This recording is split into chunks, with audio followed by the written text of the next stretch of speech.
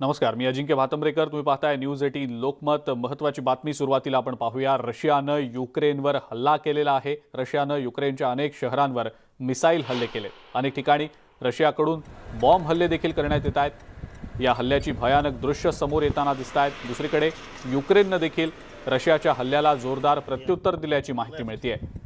रशियानं केलेल्या हल्ल्यांमध्ये आतापर्यंत युक्रेनचे 40 सैनिक आणि 10 नागरिक ठार झाल्याची माहिती एका वृत्तसंस्थेनं दिलेली आहे.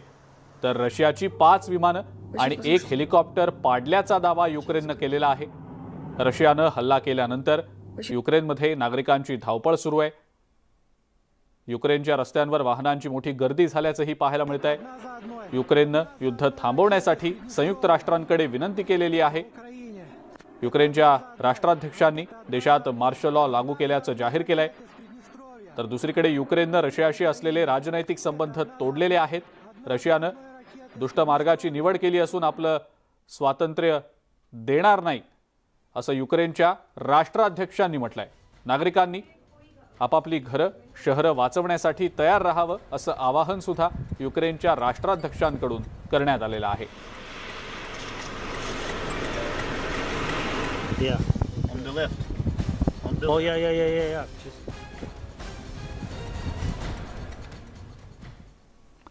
युक्रेनमधील युद्ध परिस्थिती पाहता महाराष्ट्रातले जे नागरिक युक्रेनमध्ये अडकले त्यांची तिथं नेमकी काय व्यवस्था आहे, तसंच त्यांना राज्यामध्ये सुखरूप परत आणण्यासाठी परराष्ट्र मंत्रालयाशी समन्वय साधण्याच्या सूचना मुख्यमंत्री उद्धव ठाकरे यांनी प्रशासनाला दिलेल्या आहेत. युक्रेनमधल्या विद्यार्थ्यांची काळजी घेण्याविषयी देखील मुख्यमंत्र्यांनी केंद्राशी संपर्क करण्यास सांगितलेला आहे. रशियानं युक्रेनवर हल्ला केल्याच्या पार्श्वभूमीवर महाराष्ट्रातनं उद्योग, शिक्षण आणि व्यवसायानिमित्त तिथं गेलेल्या नागरिकांच्या सुरक्षिततेबाबत मुख्यमंत्र्यांनी चिंता व्यक्त केली आहे. मुख्य सचिवांना केंद्र सरकारशी समन्वय साधून या नागरिकांशी सातत्यानं संपर्कात राहण्याच्या सूचना देखील मुख्यमंत्र्यांनी केलेल्या आहेत.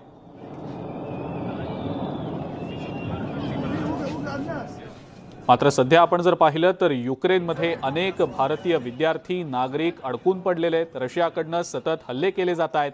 युक्रेनमध्ये सध्या नेमकी काय परिस्थिती आहे याचा आपण थेट आढावा घेणार आहोत. युक्रेनच्या ओडेसा शहरातनं वेदांत पाटील आपल्या सोबत आहे.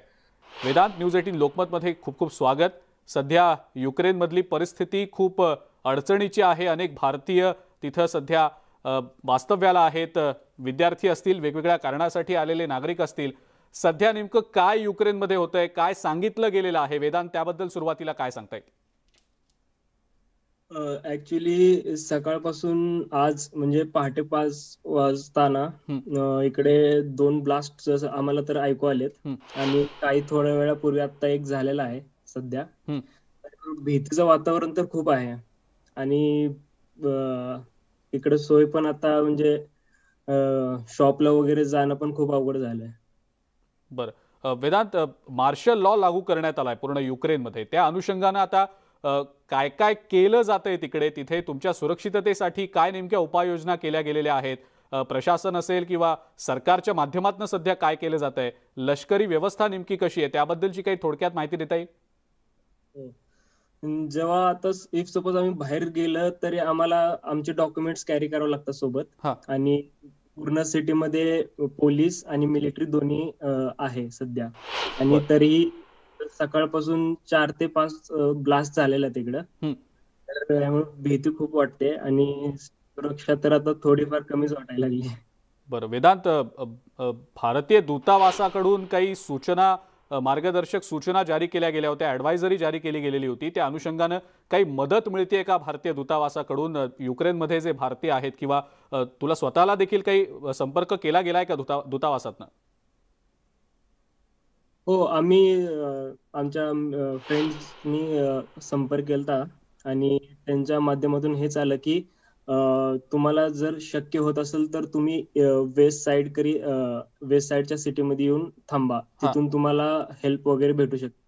कारण आता जे आमचं जे सिटी आहे ओडेसा ते ईस्ट साईडला आहे, लाईक ब्लॅक सी पाशी आहे. सो थोडस टेन्शन आहे सध्या. पण वेदांत, मग सुरक्षिततेची काळजी तुम्ही सगळे कसे घेतात? कारण खूप सारे लोक आहेत, भारतातले नागरिक आहेत, काही विद्यार्थी आहेत तुमच्यासारखे. स्वतःच्या सुरक्षिततेसाठी नेमकं काय करताय सध्या? आता सध्या तरी आम्ही घरीच आहे. हा. तर फक्त आमच्या युनिव्हर्सिटीकडून नोटीस आली, फक्त घराच्या बाहेर वगैरे निघू नका. हा. आणि सी साइडला म्हणजे बीचवर वगैरे किंवा पोर्ट साइडला कोणी फिरू नका त्या साइडला. हा. कारण सकाळी 5:10 इकडे ब्लास्ट झालेले आहेत आणि आम्ही सकाळी 5 वाजूपासून जागेच आहे सध्यापर्यंत. बरं, वेदांत, भारतात परत येण्याच्या अनुषंगानं काही हालचाली सुरू केल्या गेल्या आहेत का? त्या अनुषंगानं काही भारतीय दूतावासानं संपर्क केलाय का? हा, भारतीय दूतावासाने हे बोलले की जर पॉसिबल झालं तर एअरलिफ्ट वगैरे होईल, इव्हॅक्युएशन वगैरे होईल. हा. तर त्यासाठी तुम्हाला वेस्ट साइडच्या सिटीत जावं लागेल. पण शक्यतो अशी परिस्थिती बघून पण कठीण वाटतंय तिकडं जाणं, तिकडं राहायचं कुठे, हे पण खूप मोठा प्रॉब्लेम झाला आता सध्या.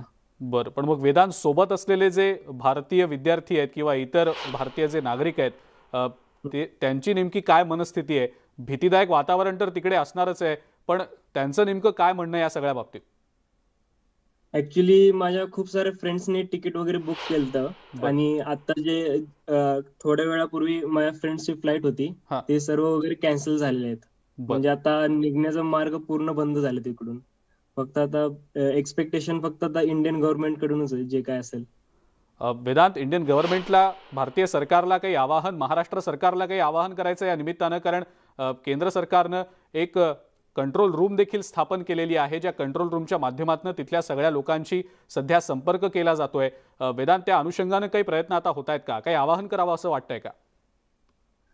माझं फक्त एवढंच म्हणणं आहे की जर लवकरात लवकर जेवढी हेल्प इंडियन गव्हर्नमेंट किंवा महाराष्ट्रीयन गव्हर्नमेंट कडनं होत असेल, तेवढं आमची सुरक्षा, म्हणजे आम्हाला तेवढं सिक्युअर फील होईल इकडं.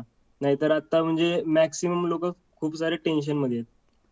बरं, वेदांत, खूप खूप धन्यवाद न्यूज 18 लोकमतशी बोलल्याबद्दल. आणि स्वतःची काळजी घ्या, सुरक्षित ठिकाणीच राहा.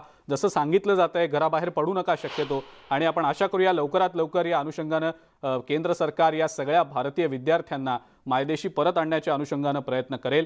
कंट्रोल रूमची स्थापना तर करण्यात आलेली आहे, त्या अनुषंगानं या सगळ्यांशी संपर्क साधला जातो का आता, आणि यांना परत आणण्याच्या नेमक्या काय हालचाली केल्या जातात, हे देखील पाहणं महत्त्वाचं ठरणार आहे. पण एकंदरीत हा सगळा मुद्दा, हा जो नेमका वाद आहे युक्रेन आणि रशिया दरम्यानचा, या वादाचं नेमकं कारण काय, एक ग्राफिक्सच्या माध्यमातून याचा आढावा आपण घेऊया.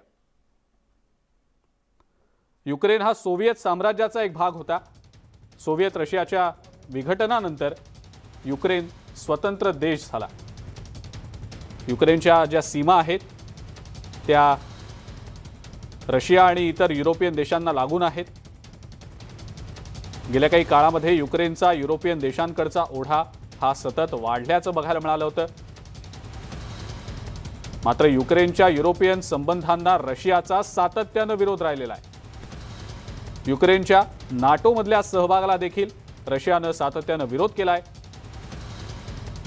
2014 पर्यंत त्या भूमिकेला युक्रेनच्या राज्यकर्त्यांचा पाठिंबा असल्याचं देखील पाहायला मिळालेलं होतं.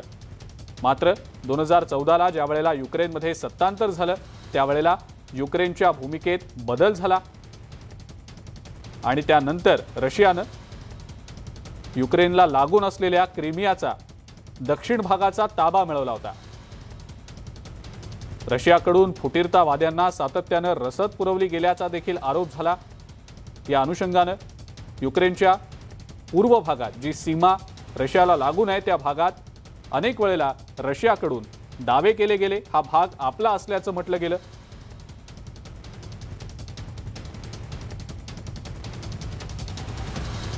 हा वाद आता सध्या लष्करी कारवाईमध्ये परावर्तित झाल्याचं आपण पाहतो आहोत.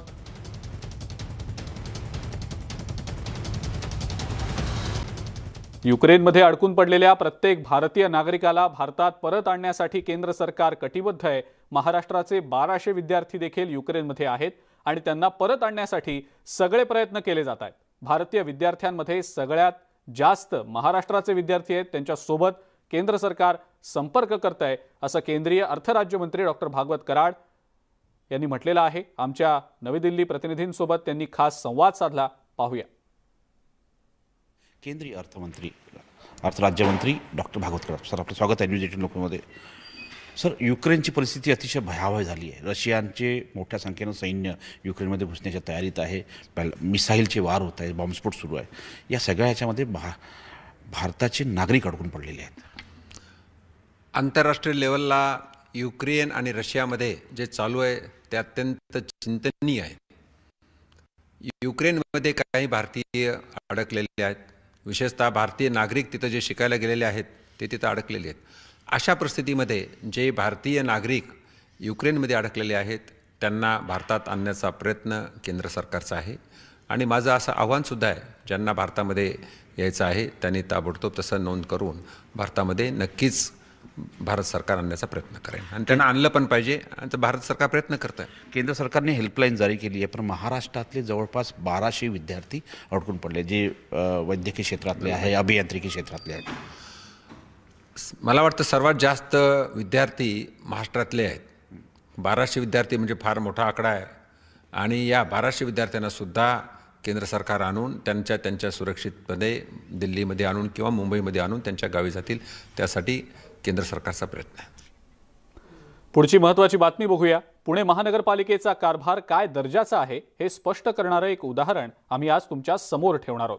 38 वर्षांपूर्वी मृत्युमुखी पडलेल्या व्यक्तीच्या नावे 2015 मध्ये कागदपत्र सादर केली जातात आणि त्या आधारे महानगरपालिकेत आकाशचिन्ह विभागाचा परवाना दिला जातो. काय आहे हे सगळं प्रकरण पाहूयात. याच संदर्भातला हा स्पेशल रिपोर्ट. अक्षय शितोडेंच्या वडिलोपार्जित जमिनीत उभं असलेलं हे होर्डिंग गेली 7 वर्ष असंच बेकायदेशीरपणे उभं आहे. या होर्डिंगला जागा मालक म्हणून अक्षय यांच्या पणजोबांनी परवानगी दिली. त्यांचा मृत्यू उपलब्ध कागदपत्रांनुसार 1977 ला झालाय. मात्र पुणे महानगरपालिकेतल्या आकाश चिन्ह विभागातल्या अधिकाऱ्यांनी M.N. शितोडे यांच्या नावे 2015 मध्ये जाहिरात कंत्राटदाराला आकाश चिन्ह परवाना दिलाय. एक आकाशचिन्ह परवाना काढला गेला. तो आकाशचिन्ह परवानाचं म्हणजे आता ते जे एफिडेव्हिट होतं ते त्यांच्या मृत्यूच्या 38 वर्ष नंतर आहे. हे मी महानगरपालिकेला वारंवार दाखवलं, डेथ सर्टिफिकेट सुद्धा घेऊन गेलो. तर फक्त इकडून मला ह्या ऑफिसपासून त्या ऑफिस आणि त्या ऑफिसपासून दुसऱ्या ऑफिसमध्ये पळवलं जातं. जाहिरात कंत्राटदारानं पुणे महानगरपालिकेकडे शितोडेंच्या सहीची खोटी कागदपत्र दिली. महापालिकेच्या अधिकाऱ्यांच्या ही बाब लक्षात आणून दिल्यानंतरही जाहिरात कंत्राटदारावर कुठलीही कारवाई केली नाही. उलट उपायुक्त संदीप कदमांनी अशी उडवाउडवीची उत्तरं दिली. तुमची जबाबदारी होती ती का नाही आम्ही केली ना. तो काय म्हणते आम्ही उद्या पोलिसांचं तुम्ही हे तुमच्या माल प्रॅक्टिसेस थांबतील. तुम्ही तुमच्या नावाने एखादं हे केलेलं आहे तर तुम्ही पण जर आम्हाला ते निदर्शनास आणून दिलं आम्ही करून घेऊ ना कारवाई. वडिलोपार्जित जागेतलं बेकायदेशीर होर्डिंग्स उभं करणाऱ्या कंत्राटदाराची खोट्या कागदपत्रांची लबाडी अक्षय यांनी उघड केली, पण कारवाई शून्य. त्यामुळे अधिकाऱ्यांची कंत्राटदारांसोबतची हातमिळवणी उघड झाली आहे. याचा अर्थ काय, तुम्ही हे मान्य केलंय की त्यांनी खोटे डॉक्युमेंट दिले होते, बरोबर आहे का? जेव्हा तुमचं रेकॉर्डर आलं त्यानंतर आम्हाला जसे वरिष्ठ कार्यालयातून आदेश आले त्यानुसार आम्ही लगेच त्याचं होर्डिंग पण काढून. न्यूज 18 लोकमतनं या प्रकरणाला वाचा फोडताच अधिकारी संबंधित होर्डिंग तातडीनं काढून टाकू असं सांगू लागलेत. सांगतोय की आम्ही आता निदर्शन झाल्यावर कारवाई करू, ती पण पोलीस कारवाई हरकत नाही, ती पण करू.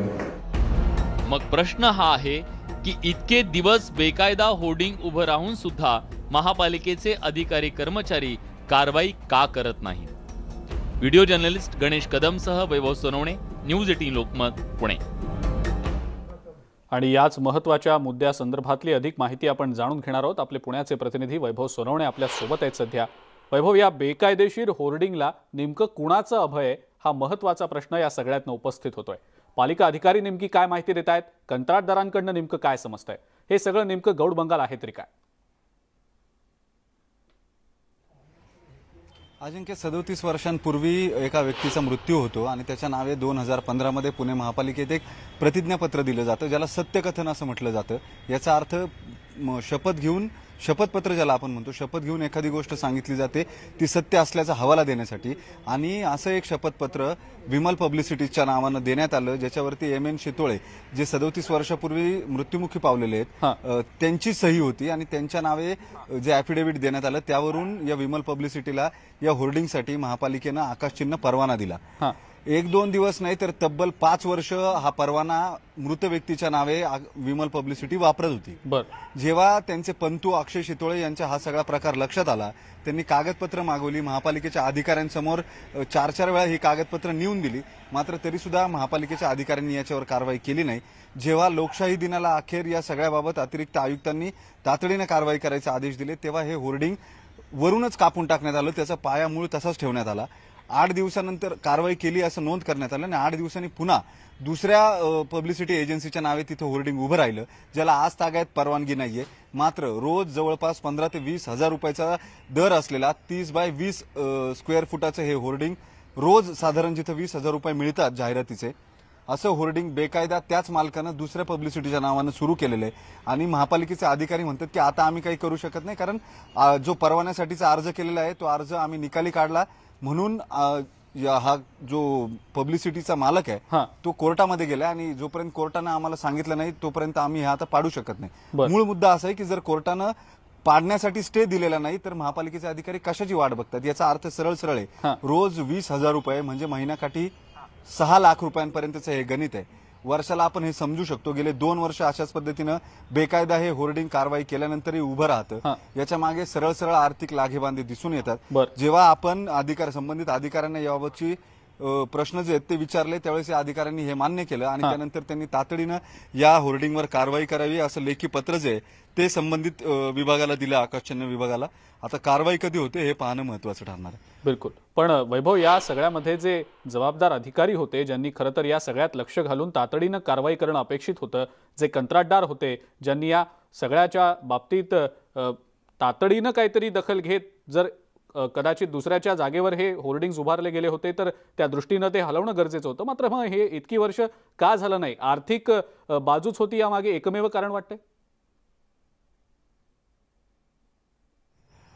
आर्थिक विषय लागेबांधे जे आहेत ते तर नक्की असणार, मात्र त्याबरोबर राजकीय दबावाचा यामध्ये काही प्रकार आहे का, हा सुद्धा एक सगळ्यात महत्वाचा मुद्दा आहे. काही राजकीय लागेबांधे या पब्लिसिटी एजन्सीच्या मालकाचे आहेत का, जो हे होर्डिंग तिथं लावतोय सातत्यानं. हे अनेक मुद्दे आहेत. ज्यांची मूळ जागा आहे त्या अक्षय शितोळेंना अनेक वेळा धमक्या आल्या या सगळ्या प्रकरणामध्ये, मात्र तरी सुद्धा त्यांनी चिकाटीनं सातत्यानं पाठपुरावा करून या संदर्भातली कारवाई केली. एक बाब यामधली अत्यंत खेदानं नमूद करावी लागेल, राजपत्रित अधिकारी असलेले संदीप कदम यांना स्वतःला हे मान्य आहे, त्यांनी त्याचा अभिप्राय लिहिलाय की या सगळ्या प्रकरणामध्ये महापालिकेची फसवणूक झाली आहे किंवा खोटी माहिती दिली आहे. ते संदीप कदम फोर्जरीच्या गुन्ह्यामध्ये म्हणजे खोटं शपथपत्र, मृत व्यक्तीच्या नावे शपथपत्र दिल्याची तक्रार जी आहे ती पोलिसांमध्ये का करत नाही, हाही एक या मागचा प्रश्न आहे. म्हणजे या बेकायदेशीर होर्डिंग्सला नेमकं कोणाचं अभय आहे, या मागे नेमकं कोण कोण आहे, असे अनेक प्रश्न या निमित्तानं उपस्थित होत आहेत. वैभव, धन्यवाद ही माहिती दिलीत त्याबद्दल. एका ब्रेकची वेळ झाली आहे. बघत रहा न्यूज 18 लोकमत.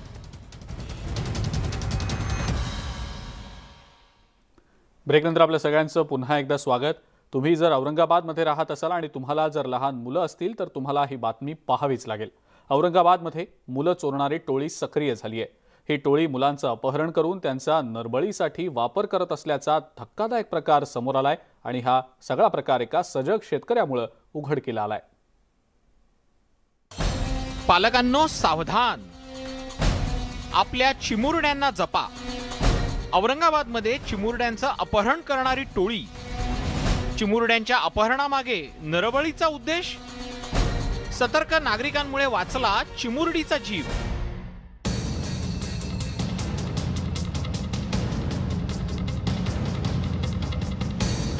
जळलेल्या शिवाराची ही दृश्य आहेत औरंगाबाद जिल्ह्यातल्या शिरपूर गावातली. लाखो रुपयांचा तयार झालेला ऊस शेतमालकांनाच पेटवून दिलेला आहे आणि त्याचं कारणही तसंच आहे. ऊस जळालेल्या शेतात मी उभा आहे, मात्र हा ऊस पेटवला गेला याच्या मागे फार सामाजिक हादरून सोडणारी घटना आहे. त्या दिवशी रात्री 3 ते 3:30 वाजता 4 ते 5 युवकांची टोळी आली. रात्री या ठिकाणी ऊस तोडणारे कामगार ऊस तोडत होते. एका मुलीला पकडून तिचं तोंड दाबून अपहरण करण्याचा प्रयत्न केला. तो प्रयत्न का झाला हे तुम्ही ऐकलं तर हादरून जाल. बाबासाहेब दुबिले यांच्या शेतात रात्रीची ऊसतोडणी सुरू होती. ऊसतोड कामगार मदन पवार ऊस तोडत होते. त्यांच्या मुली बैलगाडीत झोपल्या होत्या. इतक्यात तिथे चोरटे आले आणि बैलगाडीत झोपलेल्या एका मुलीचं अपहरण करून तिला पळवून नेण्याचा प्रयत्न त्यांनी केला. अचानक जागा झालेल्या दुसऱ्या बहिणींनी आरडाओरडा केल्यानं चोरटे अपहृत मुलीसह ऊसाच्या फडात लपून बसले. 3-3:30 वाजले होते. हां तेव्हा ते आवाज दिला माझ्या पोरीनं, पप्पा पप्पा म्हणे दीदीला उचलून घेऊन गेला एक बाबा चोर उसात गेला. मग बागायतदारानं सांगितलं आपण ऊस पेटून द्यावा. ऊस पेटवला, तो बाहेर निघला, मग धरले गेला. तो म्हणायला लागला पोरगी पूजायला लागत आहे असं म्हणायला लागला. मग आम्ही त्याला बांधून दिलं. त्याच्यानंतर तो काही बोला ना. मग अंधाऱ्या रात्री मुलीला शोधण्याचा कोणताही पर्याय नसल्यानं शेतमालक बाबासाहेब दुबिले यांनी आपल्या शेताला आग लावण्याचा निर्णय घेतला, जेणेकरून फडात लपून बसलेले चोरटे बाहेर येतील आणि अपहृत मुलीचा जीव वाचवणं शक्य होईल. याच्यात ऊसामध्ये गेला तर त्याच्यामुळं मग म्हटलं ऊस गेला तरी चालेल, पण या चोराला पकडावं. बरं, किती लोक मध्ये होते काय अंदाज? ते 5 ते 6 लोक होते ते, आणि चोर एक समजा 7 लोक होते ते. उसाच्या फडाला अचानक आग लागल्यानं चोरटे मुलीसह बाहेर पडले. मात्र त्याच वेळेला दबा धरून बसलेल्या गावकऱ्यांनी चोरट्याला पकडत मुलीची सुटका केली. मात्र संधीचा फायदा साधत बाकीचे चोरटे पळून गेले. जेव्हा गावकऱ्यांनी चोरट्याला पकडून त्याला बेदम चोप दिला, तेव्हा त्याच्या तोंडून जी वाक्य बाहेर पडली ती ऐकून गावकऱ्यांची पार बोबडीच वळाली. मधुबनवर जायचं, मधुबनवर आपलं ईदन किल्ल्यापाशी जायचं ना. हो का? किल्ल्यापाशी पोरं येऊन. हा, किती पोरं पाहिजेत तुला? आपले 2 पोरं आहे ना. 2 पोरं. मला असं वाटतं की साधारण त्याची जो आरोपी पकडलेला आहे तर त्यांनी तो व्हिडिओच्या अंदाजे असं वाटतं का तो नरबळीचा प्रकार असू शकतो, कारण त्याची जी मागणी आहे, मला ती मुलगी पूजाला न्यायची आहे असा काही प्रकार आहे. तर माझ्या अंदाजानं तो एक नरबळीचा प्रकार पण असू शकतो. शेतमालक बाबासाहेब दुबिले यांच्या औदार्यामुळे आणि ग्रामस्थांच्या सतर्कतेमुळे एका आरोपीला अटक जरी केली असली तरीही त्याचे अन्य साथीदार अद्यापही फरार आहेत. त्यामुळे पोलिसांनी फक्त कागदी कारवाई न करता नरबळीसाठी मुलांचं अपहरण करणाऱ्या आरोपींवरती कडक कारवाई करावी अशी मागणी स्थानिकांनी केलेली आहे. अशा 10 मुलं मुली त्यांना पळवायचे होते असा माहिती येते नरबळी देण्यासाठी. आता आरोपी तर शेतकऱ्यांनी पकडून दिला जीवावर उदार होऊन. पोलिसांचं काम आहे की नेमकी ही नरबळी देणारी ही टोळी आहे का, किंवा अशा पद्धतीचे राज्यातून कुठून मुलं गायब झालेली आहेत का, याचा जर खोलवर तपास केला तर निश्चित एक भयंकर घटना समोर येऊ शकते. सुधीर जाधवसह सिद्धार्थ गोदाम, न्यूज 18 लोकमत, औरंगाबाद. आणि याच संदर्भात आपण अधिक माहिती जाणून घेणार आहोत. सिद्धार्थ गोदाम आपले प्रतिनिधी आपल्या सोबत आहेत सध्या. सिद्धार्थ, अतिशय धक्कादायक असा हा सगळा प्रकार समोर आता आलेला आहे. या सगळ्या अपहरण नाट्यामागे आणि अपहरणामागे, खरं तर नाट्य नाही म्हणता येणार, अपहरणामागे एक खूप मोठी टोळी असल्याचं समोर येतंय. नरबळीचा उद्देश देखील व्यक्त होतोय. या सगळ्यामध्ये आता पोलीस तपास नेमका कुठपर्यंत आलाय, काय म्हणतायत पोलीस या सगळ्या प्रकाराबाबत?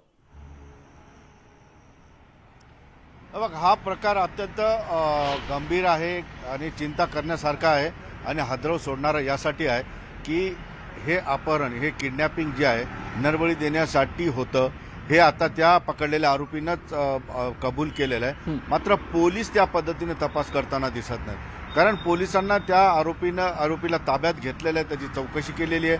तो आरोपी आता त्याची ओळख पटलेली आहे, तो करमाड तालुक्यातल्या गावचा आहे आणि तो भिल्ल समाजाचा आहे आणि त्याच्यासोबत जवळपास 6 लोक त्या ठिकाणी आली होती.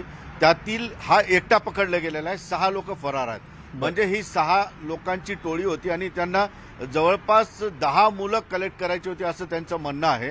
आणि त्यांनी ती मुलीचा प्रयत्न पहिला केला का आधीची मुलं त्यांनी पळवली होती या टोळीने, त्या कुठं पळवून नेऊन ठेवलेली आहेत का, त्यांचा नरबळी होऊ शकतो का, या सगळ्या प्रश्नांची उत्तरं पोलिसांना तपासायची आहेत. मात्र पोलिसांनी आतापर्यंत जो काही गुन्हा दाखल केला त्या गुन्ह्यानुसार नरबळीचा विचार पोलीस करत नाही.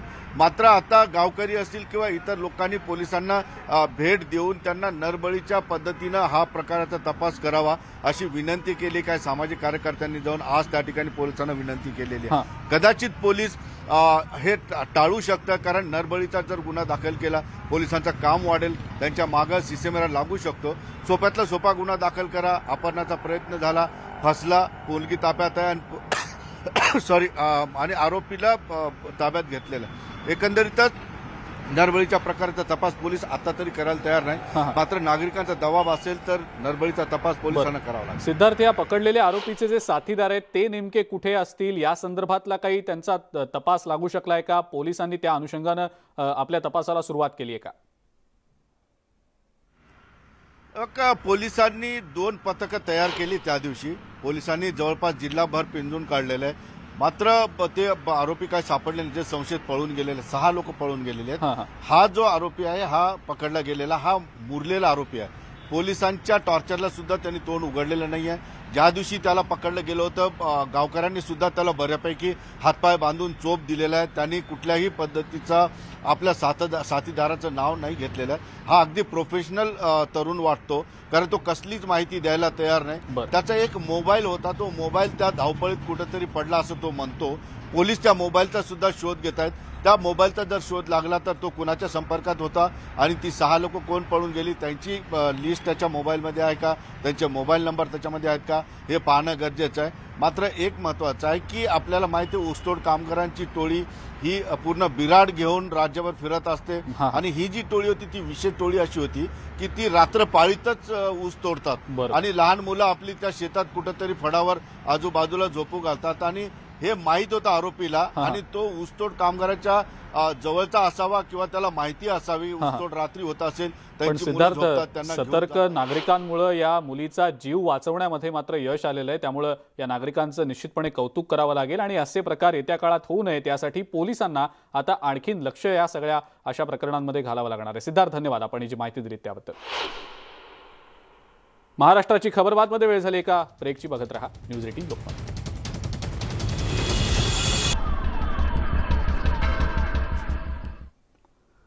देशामध्ये प्रत्येक वर्षी अपघातात लाखो लोकांचा दुर्दैवी मृत्यू होतो. यातले काही अपघात हे वाहन चालकांच्या चुकीमुळे होत असतात, मात्र अनेक अपघात हे चुकीच्या रस्त्यांमुळे देखील होतात. काही महामार्गांवर रस्ते तयार करताना सुरक्षेची काळजी घेतली नसल्याचं धक्कादायक वास्तव समोर आलेलं आहे.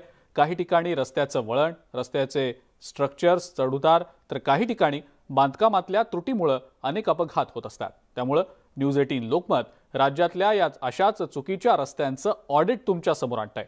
तुम्ही वापरत असलेला महामार्ग हा किती धोकादायक आहे याची माहिती तुम्हाला मिळेल. अशा चुकीच्या रस्त्यांमुळे होणारे अपघात रोखण्यासाठी आणि जनजागृतीसाठी आम्ही यमाचा महामार्ग ही मोहीम सुरू केली आहे.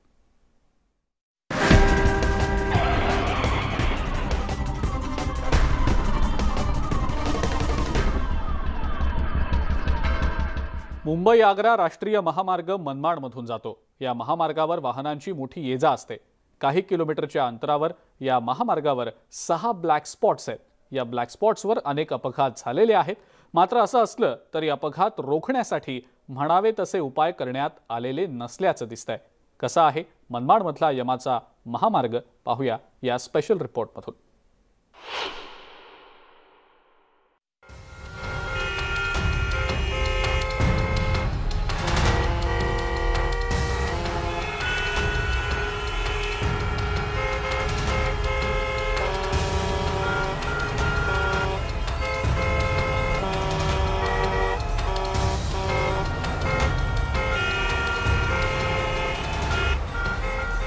हा आहे मुंबई आग्रा राष्ट्रीय महामार्ग.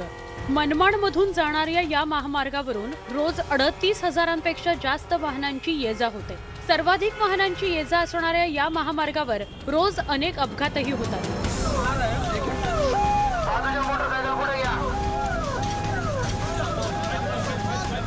यात अनेकांचे बळीही जातात. काही किलोमीटरच्या अंतरावर 6 ब्लॅक स्पॉट आहेत. हे ब्लॅक स्पॉट मृत्यूचे सापळे ठरतायत. चाळीसगाव फाटा इथं असलेला हा ब्लॅक स्पॉट सर्वाधिक धोकादायक आहे. प्रवाशांच्या सुरक्षेकडे दुर्लक्ष झाल्यानं इथं जास्त अपघात होत आहेत. इथं सिग्नलची व्यवस्थाही नाहीये, त्यामुळे रस्ता ओलांडताना अपघात होण्याची भीती असते. तर दुभाजक आणि स्पीड ब्रेकर्सही नाहीयेत, त्यामुळे अनेकांना नाहक प्राण गमवावे लागलेत. क्रॉसिंग के लिए कोई बोर्ड है और यहाँ चालीसगांव फाटा इतना मेन चौपुल्ली होने की वजह से इन लोगों ने यहाँ सिग्नल लगाना चाहिए था या उड्डान पुल बनाना चाहिए था. साइड से इन लोगों ने दोनों तरफ डिवाइडर वगैरह डालने होना था. उसके अलावा ब्रेकर तो गवर्नमेंट का अलाउ नहीं है, लेकिन फिर भी लगाना चाहिए था. और उसके अलावा कोई ऐसी कोई सुविधा करना चाहिए कि यहाँ पे हादसे कम हो। मालेगांव महानगर पालिका ने यहाँ पर ध्यान देना चाहिए सिग्नल वगैरह के ताल्लुक से। लोकांना माहिती झाले पाहिजे की हा चौफुली आहे, त्याला असं रिफ्लेक्टर वगैरे किंवा बोर्ड असला पाहिजे का हा टर्निंग पॉईंट आहे आणि स्पीड ब्रेकर वगैरे व्यवस्थित केले गेले। आता ही टेहरा ब्लॅक स्पॉटची दृश्य पहा। ब्लॅक स्पॉट असूनही प्रशासनाकडून म्हणावी तशी प्रवाशांच्या सुरक्षेची काळजी इथे घेण्यात आली नाही हेच दिसतंय। सुरक्षेसाठीचे कोणतेही नियम इथे दिसत नाही, तर तशीच परिस्थिती मुंगसे फाटा ब्लॅक स्पॉटची आहे। रात्रीच्या वेळी अंधार असतो, हाय मास्क नसल्यामुळे काही रोड शोल्डर्स आहेत ते बरोबर नाही आहेत किंवा गॅप मीडियन इन गॅप जो आहे तो बरोबर ठेवलेला नाही, असं काही कारणं आढळून आलेली आहेत। परंतु जे कारणं आपल्याला दुरुस्त करता येतील त्या कारणांच्याबद्दल आपण NHAI जे नॅशनल हायवे अथॉरिटी ऑफ इंडियाच्या अधिकाऱ्यांना आपण त्याबद्दल कळवलेलं आहे। महामार्गावरील अतिवेगामुळे अनेक अपघात होतात, त्यासाठी वेगावर नियंत्रण आणण्याकरता वाहतूक पोलिसांनी उपाययोजना केल्या आहेत।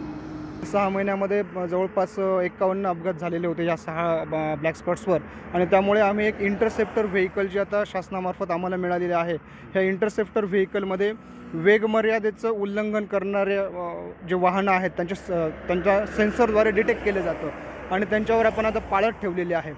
मागील 2 महिन्यांपासून ह्या 6 ब्लॅक स्पॉट्सवर आमचे इंटरसेप्टर व्हेकल कायम तैनात असते। टेहरे फाटा या ब्लॅक स्पॉटवर काय उपाययोजना कराव्या यावर नजर टाकूयात। धुळ्याच्या दिशेने मध्यवर्ती ओपनिंग वाढवणं गरजेचं आहे। जंक्शन विकास करण्यात यावा, दोन्ही बाजूने सेवा रस्ता केला जावा, सोयगाव रोडवरील झाडं हटवून अतिक्रमण काढण्यात यावं, तर 40गाव फाटा इथं नाशिकच्या दिशेने कॅरेज वे रंबलर स्ट्रीप बसवावं, रस्ता ओलांडणाऱ्यांसाठी झेब्रा क्रॉसिंग करावं, दोन्ही बाजूनी स्टॉप लाईन करावी, रेलिंगची उंची कमी करावी, गती मर्यादेचा बोर्ड लावावा, अनधिकृत फलक काढावेत, रस्त्यावर मधोमध लावण्यात आलेले पोलीस बॅरिकेटिंग हटवावेत। दुसरीकडे परिवहन मंत्री अनिल परब मात्र ब्लॅक स्पॉट कमी करण्यासाठी प्रयत्न करतोय असं सांगतात। जिथे मला असं वाटतं की ब्लॅक स्पॉटची संख्या अधिक आहे तिकडे काय उपाययोजना केल्या गेल्या, काय उपाययोजना करायला पाहिजेत, तिकडच्या कोणाकोणाला बरोबर घेतलं पाहिजे या संबंधितली चर्चा करून ब्लॅक स्पॉट कमी करण्याचं जे काही मिशन आहे ते करण्याचा आम्ही प्रयत्न करतो। या महामार्गावर गेल्या वर्षी तब्बल 1429 अपघात झालेत, तर 862 जणांचा मृत्यू झालाय। त्यामुळे मालेगावातील 6 ब्लॅक स्पॉटवर तातडीनं उपाययोजना करण्यात याव्यात अशी मागणी होती आहे। आम्ही तर प्रशासनाला या महामार्गावरील अपघातांची कारणं दाखवली, आता यावर तातडीनं उपाययोजना करण्याची गरज आहे, अन्यथा अपघातांची मालिका अशीच सुरू राहण्याची शक्यता आहे। बब्बू शेख सह bureau report, news 18 Lokmat, Manmad. आणि याच संदर्भात आपण अधिक माहिती जाणून घेणार आहोत। बब्बू शेख आपले प्रतिनिधी आपल्या सोबत आहेत सध्या। बब्बू, 6 ब्लॅक स्पॉट आहेत या महामार्गावर, या ब्लॅक स्पॉट्सच्या अनुषंगानं ते आयडेंटिफाय करून त्यावर काही उपाययोजना केली गेलेली आहे का, त्या अनुषंगानं काही प्रयत्न केले गेलेले आहेत का? बब्बू, त्याबद्दल सुरुवातीला काय सांगाल? अजिंक्य, खरं तर हा नॅशनल हायवे आहे आणि इथून रोज जवळपास 38,000 वाहनांची ये जा होते। असं असताना जे ब्लॅक स्पॉट आहे त्याच्यावर अद्यापपर्यंत कोणताही जे उपाययोजना करायला पाहिजे ते करण्यात आलेली नाही आहे। जे आपण बातमीत दाखवलेले जे समस्या तिथे आहे, जे नागरिक सांगताय, ज्यांनी काही आपले पण नातेवाईक गमावलेले त्यांनी जे सांगितलेलं आहे त्याच्यामुळे अद्यापही त्या ठिकाणी कोणतीही उपाययोजना करण्यात आलेली नाही। त्याच्यामुळे हा जो नॅशनल मुंबई आग्रा हायवे आजही आहे वाहनधारकांसाठी, पायी जाणाऱ्यांसाठी मृत्यूचा सापळाच आहे। त्याच्यामुळे इथे तातडीने उपाययोजना केलं तरच लोकांचा जीव वाचणार आहे। अजिंक्य, बब्बू, अधिकाऱ्यांची या संदर्भात संवाद साधला गेला का? त्यांच्यापर्यंत या सगळ्या बाबी निदर्शनाला आणून दिल्या गेल्या का? त्यांनी नेमकं या संदर्भात काय म्हणलं? 6 ब्लॅक स्पॉट्स जर असतील आणि जर त्यावर काही उपाययोजना होत नसेल आणि अनेकांचा जर जीव जात असेल तर अतिशय गंभीर बाब आहे। अधिकारी नेमकं या संदर्भात काय म्हणतात?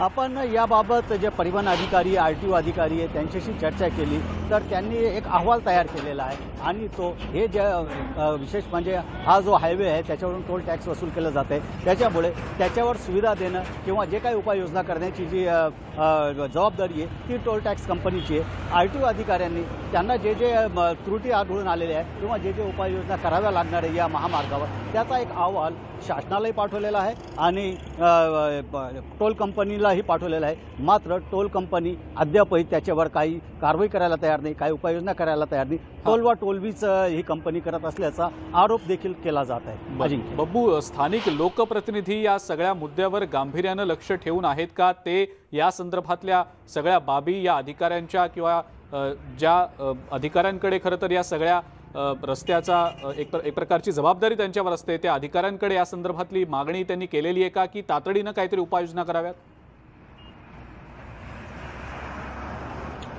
याच्यात महापालिकेची पण एक जबाबदारी आहे. महापालिकेकडे अनेक जे सामाजिक कार्यकर्ते त्यांनी निवेदने दिलेली आहे. त्याच्यानंतर शासनाकडे पाठपुरावा केलेला आहे. टोल कंपनीकडे पाठपुरावा काही सामाजिक कार्यकर्त्यांनी केलेला आहे. अधिकाऱ्यांनी देखील अहवाल आपला पाठवलेला आहे. मात्र तिन्ही ठिकाणी त्यांना निराशाच पदरी पडलेली आहे. खरं म्हणजे मालेगाव महापालिकेची जबाबदारी आहे, शासनाची जबाबदारी आहे, सार्वजनिक बांधकाम विभागाची जबाबदारी आणि टोल कंपनी जी त्यांची पण ही जबाबदारी.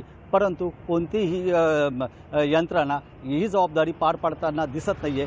सामाजिक कार्यकर्ते आंदोलनही अनेक वेळा आंदोलने पण करण्यात आलेली आहे. फक्त त्यांना आश्वासन देण्यात आलेलं आहे का आम्ही तुमच्या समस्या सोडू, म्हणजे रस्त्यावर हे करू ते करू. पण अद्यापपर्यंत तरी या मुंबई आग्रा हायवेवर कोणत्याही ज्या ज्या ठिकाणी जे ब्लॉक स्पॉट आहे तिथे उपाययोजना करण्यात आलेल्या नसल्याचे दिसून येत आहे. बिलकुल, आपण ही बातमी आता तर दाखवलेली आहे. या बातमी बघितल्यानंतर तरी अधिकाऱ्यांना जाग येईल आणि तातडीनं काहीतरी हालचाल होऊन या 6 ब्लॅक स्पॉट्सवर उपाययोजना कायमस्वरूपी करण्यात येईल अशी आशा आपण करूया. बब्बू, धन्यवाद आपण ही जी सविस्तर माहिती दिली त्याबद्दल. आणि या सगळ्या महत्त्वाच्या बातम्यांसोबतच बुलेटिनमध्ये वेळ झाली इथंच थांबण्याची. ताज्या बातम्या आणि अपडेट्ससाठी बघत राहा फक्त न्यूज 18 लोकमत.